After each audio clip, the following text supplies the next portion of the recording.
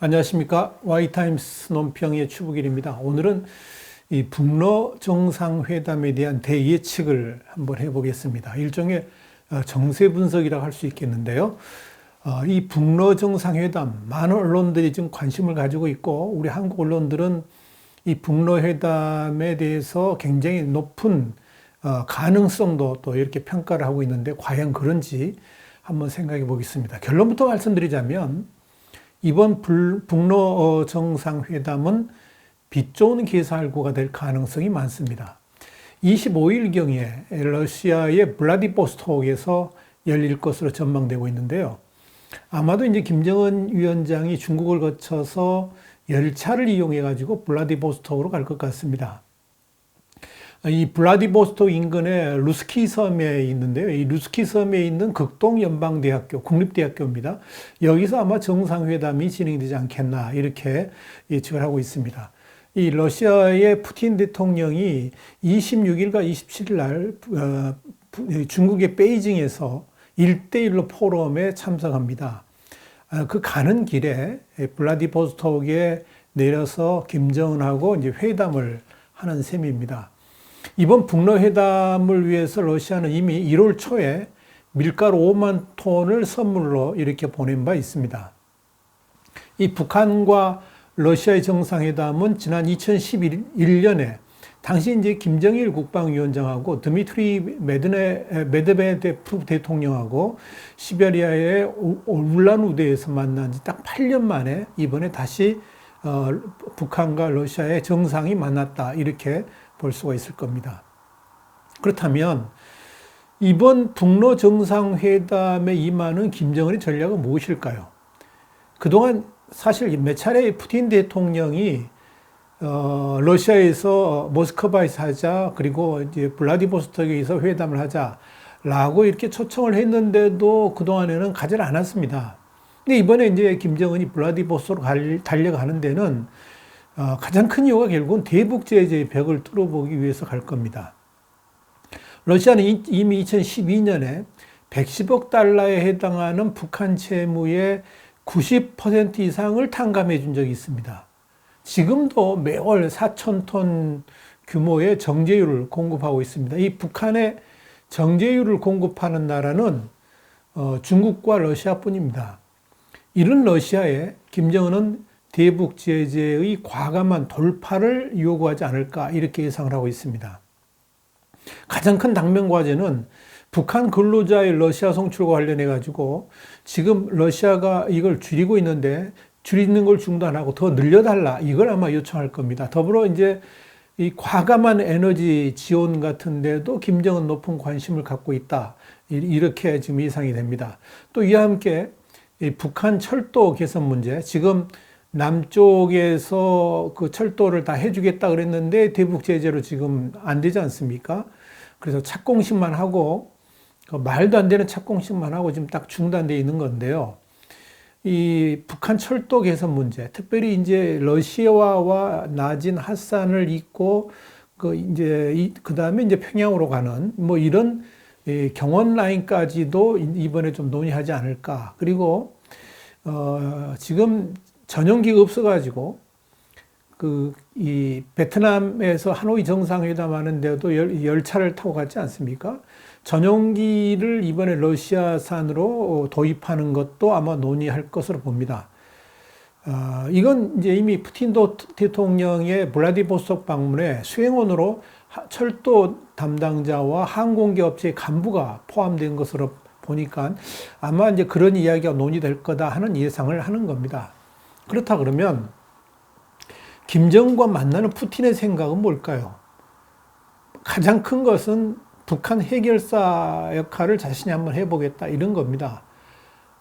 결국은 이제 이번 북러 정상회담에 김정은은 대북 제재가 가장 큰 문제가 되겠는데 이번 북러 정상회담은 김정은의 생각대로 굴러갈 것 같지는 않습니다. 그러니까 푸틴과 김정은이 현재 동상이몽을 하고 있다 이렇게 볼 수 있습니다. 우선 푸틴의 입장에서 미국하고 정면 대결을 하면서 북한을 지원하고 싶은 생각은 별로 없습니다. 북한에게서 그렇게 얻을 것도 없다는 그런 현실적인 문제도 있습니다. 러시아 입장에서는 오히려 북한을 넘어서 한국에 더 관심이 있습니다. 한국 정부가 오래전부터 희망해왔던 그 가스 송유관 설치 문제, 이것에 대해서 북한의 협조를 얻어내는데 큰 관심이 있습니다. 물론 이제 부동항으로서의 나진항 진출에도 관심이 있습니다만은 이건 역시 북핵 문제 진전이 없다 그러면 큰 효용이 없습니다. 김정은이가 원하는 전용기를 위한 항공기, 러시아 항공기 도입도 결국은 대북 제재 문제하고 연관이 돼 있고, 원유라든지 에너지에 대한 부분도 결국은 대북 제재 문제하고 연관이 돼 있습니다.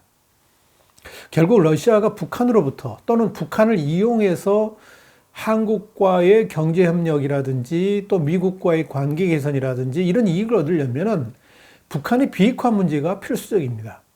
특별히 러시아는 북한 핵을 지원했던, 그리고 북핵 지원국으로서의 원초적인 책임을 져야만 합니다. 러시아는 북한의 핵 개발을 위한 이론이라든지 기술, 인원, 재료 일체를 북한 정권의 초기 때부터 지원을 해왔습니다. 그러니까 사실상 북한이 핵 보유를 하는 데 있어서 가장 큰 역할을 한 나라가 바로 러시아입니다. 러시아는 1946년 김일성 대학을 설립할 때부터 핵의 이론적 기초를 다지는 물리수학부를 최초로 개설해가지고 핵 개발에 대한 꿈을 꾸도록 만들어줬습니다. 그리고 북한 핵 기술자 250여 명을 두부나 핵연구소에서 초청을 해가지고 기술을 습득하도록 도와줬습니다. 1980년대는 영변에 100여 개의 핵시설 건설을 지원하기로 했습니다.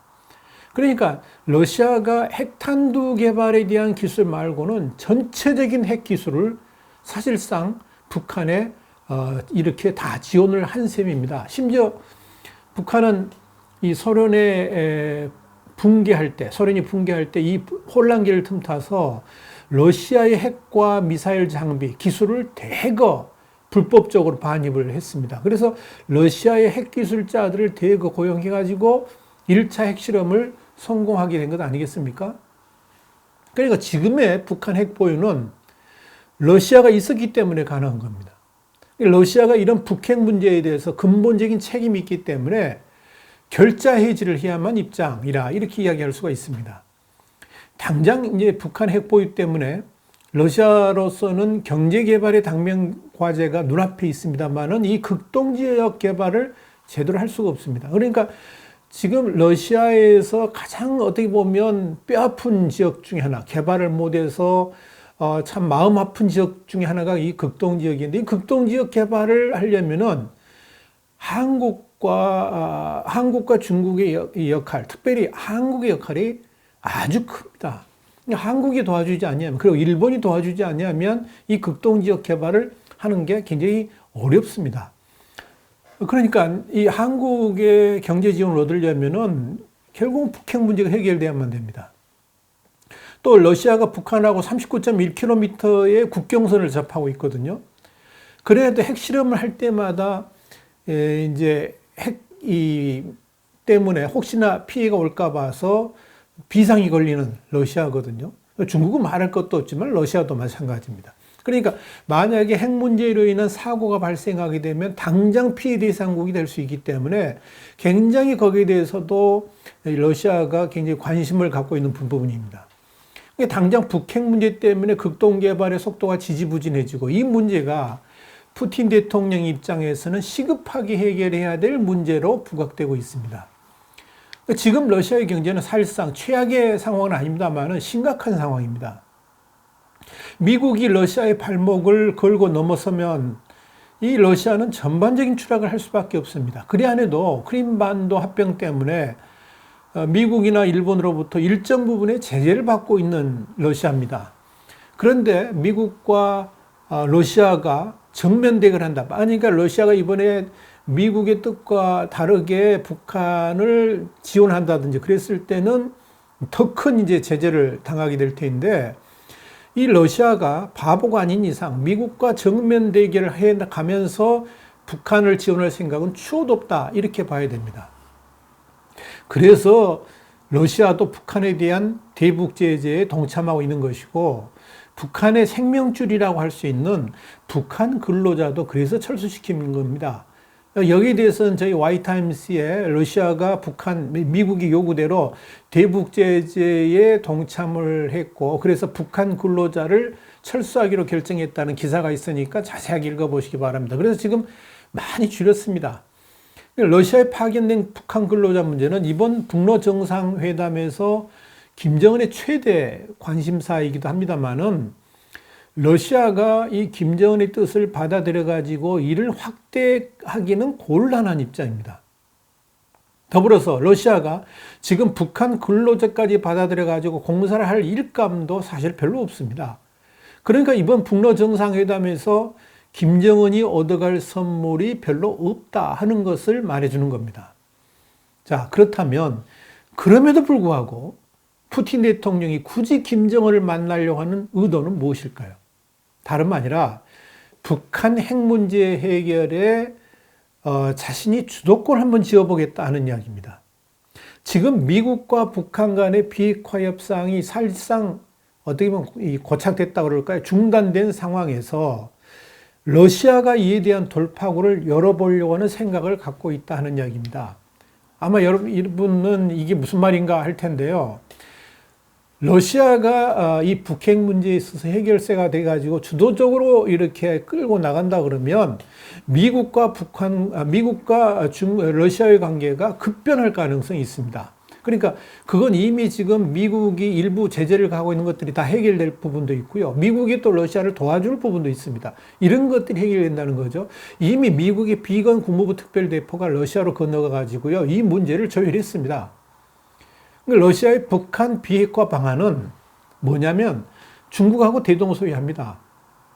러시아가 이미 2017년 8월에 중국하고 협의를 해가지고 북한 당국의 북핵 문제 해결 방안을 제시를 한 바 있습니다. 그 당시 이제 북측에다가 뭘 제시를 했냐면 중국과 합의한 내용, 뭐 잘 아시죠? 쌍중단 쌍궤병행에 구상한 한반도 위기 해결 방안을 제시를 했었습니다.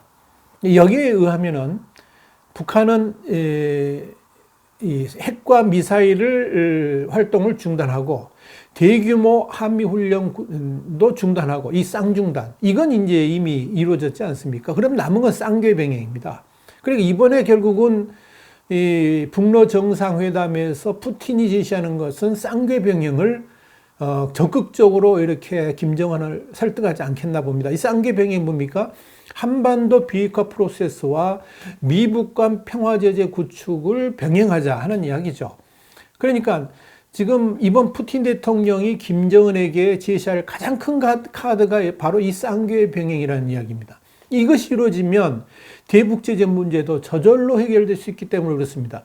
지금 김정은은 대북제재가 우선이고 그 다음에 이제 쌍궤병행을 하겠다는 건데, 푸틴 대통령은 이거 반대로 쌍궤병행을 먼저 하면 대북제재는 저절로 해결된다라고 이야기하는 겁니다. 원칙적으로 푸틴 대통령의 말이 맞죠. 근데 그래서 이 푸틴 대통령이 김정은에게 실질적 비핵화 행동을 하면서 우선 미국하고 외교적 해결을 하라는 거죠. 그러니까 미국의 연락사무소를 평양에 두고 또 미국의 워싱턴에 북한 연락사무소를 두고 사실상의 외교 관계를 복원하면서 신뢰를 구축하고, 그러면서 북한은 북한대로 핵을 이렇게 없애가는 전략을, 우선 뭡니까? 영변을 비롯한 미래의 핵시설들을 제거를 하고 그 다음에 차츰 현재 핵시설을 제거하는 쪽으로 이렇게 옮겨가다 보면 미국도 북한의 비핵화 진정성을 믿게 될 것이고, 그렇게 되면 대북제재도 하나씩 풀려가지 않겠나 하는 게 푸틴의 생각입니다. 또 그것이 바로 미국의 생각이고, 이번에 비건이 가서 제시한 것도 그런 방안이다, 이렇게 볼 수 있습니다. 그러니까 북한이 핵무기와 탄도미사일을 해체하면 러시아도 선물을 주겠다는 거죠. 어떤 선물을 주느냐? 핵발전소를 지어주겠다는 구상도 이번에 밝힐 것으로 보여집니다. 전제는 북한의 실질적인 비핵화입니다. 러시아도 북한 핵 보유를 결코 원치 않습니다. 결국 이번 북러 정상회담은 푸틴 대통령이 북한 비핵화의 주도권을 잡고 풀어가겠다는 의지를 보여줄 것이다 하는 것입니다. 이걸 미국과 협의하지 않았겠느냐, 저는 그렇게 전망을 합니다. 그러니까 푸틴 대통령이 있어서 김정은은 미국과의 관계 개선, 구체적으로 말하자면 러시아에 대한 제재를 풀려보려고 하는 지렛대에 불과하다라고 말할 수가 있습니다. 왜 제가 이렇게 과감한 전망을 하느냐? 지난 2017년 10월 달에 러시아 과학원의 미에프 부원장이 했던 말이 있습니다. 여기 지금 화면에 나옵니다만, 러시아의 전략적 안보 이익은 한반도와 무관하다. 한반도 문제는 우선순위가 아니다라고 말을 했습니다. 이 말만 한 게 아니고요. 북핵을 절대 용납할 수 없다는 것이 러시아 정부의 공식 입장이라 그랬습니다. 러시아는 북한 핵보유 지위를 결코 인정하지 않을 것이다라고 했습니다. 이게 철저한 러시아의 원칙입니다. 그러니까 중요한 것은 이번에 푸틴 대통령이 또 그렇게 이야기할 겁니다만은 북한이 실질적 비핵화 행동을 하느냐 마느냐. 그러니까 만약에 김정은이 푸틴 대통령을 조금이라도 신뢰한다 그러면 아마 푸틴 대통령의 설득을 받아들여 가지고 대북제재, 선대북제재 후 비핵화 행동이 아니고 선비핵화 행동 후 대북제재로 마음을 돌릴 수가 있을 겁니다. 그러나 김정은이 그렇게 그 마음을 바꿀 수가 있을까? 당장 제재가 지금 급한데 길을 돌아서 가라는 푸틴의 방안에 김정은이 얼마나 수용할까? 저는 비관적으로 봅니다. 왜냐하면 그것 자체가 김정은 정권 스스로 무너지는 길이 될 수도 있기 때문에 김정은이 결코 그 길을 가지 않을 것이다 라고 봅니다. 원래 김정은은요, 러시아도 신뢰하지 않고 중국도 신뢰하지 않습니다. 뭔가 도움을 얻어보려고 하니까 어쩔 수 없이 시진핑하고 협상도 하고 러시아도 만나고 그런 것이 원초적으로는 신뢰하지 않습니다. 그런 상황에서 푸틴 대통령이 선 비핵화 행동 후 대북 지원을 이야기하는 쌍계병행을 이야기할 때 과연 김정은이 수용할 것이냐? 저는 그러지 않을 걸로 봅니다. 하여간 그렇게 된다면 결국 이 북러 정상회담은 상징성은 아주 큽니다만은 성과는 별로 없지 않겠느냐.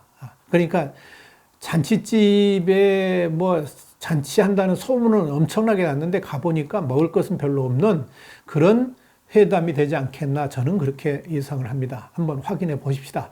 자, 오늘 Y타임스 논평 북러 정상회담 대예측으로 정세 분석을 해드렸습니다. 다음 시간에 다시 뵙겠습니다. 감사합니다.